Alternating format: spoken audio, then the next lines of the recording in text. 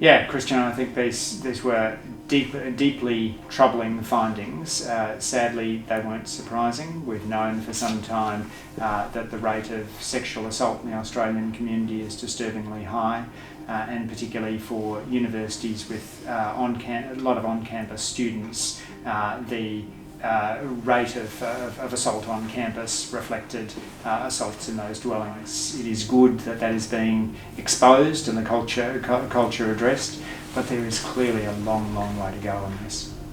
I think we ought to be working with universities and trying to engage with them and spreading best practice. It's vital that universities are engaging with one another. Universities Australia has an important role to play there, but in Tanya Plibersek you would have somebody who is both an education minister and a minister for women under a Labor government, and who would be strongly committed to making sure that we don't have the atrocious levels of sexual harassment and assault that this survey's revealed.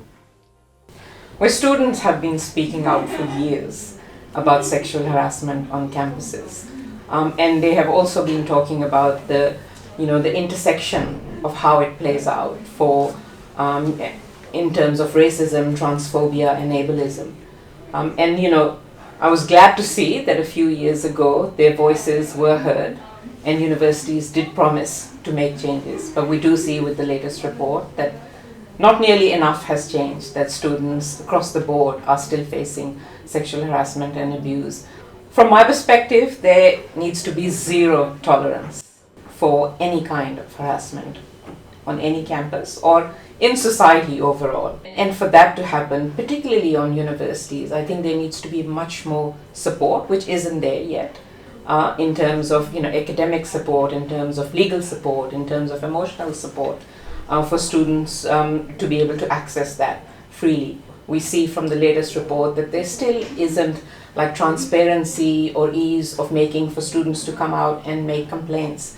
So still a lot to be changed, and this is a serious issue and a society-wide issue, and I don't think we can deal with things like sexual harassment and abuse unless we actually bring down the systems of patriarchy in society, and that includes on campuses as well. This country or this world or this parliament is ruled by white men in suits. I'm not exactly sure of the number, but I know that there was a massive amount, millions put towards consent education in our tertiary sector and in our high schools. Look, that is extremely relevant for students following Thursday's National Safety Survey. The fact that, that's where majority of the funding was, despite that being such a topical subject, and it was on consent education, and the leading experts in this field, such as EROC, were saying consent education doesn't work, and then they funded that.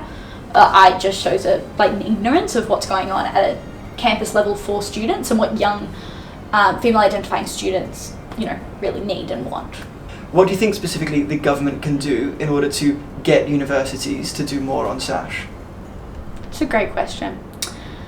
Implement the 55 recommendations of the Respect at Work program, Respect at Work report that was done by Katie Jenkins, which would institute massive social change within all of our workplaces, and that would have a follow-on effect into universities, because fundamentally it would also create a monitoring body for workplaces for sexual assault and harassment. Part of the problem that we saw with the student safety survey was that over 5 years there had been no accountability, right? So nothing had changed over the last 5 years, and part of that was because universities self-report, and they self-report to TEXA, which is the tertiary sector's monitoring body, that doesn't do anything.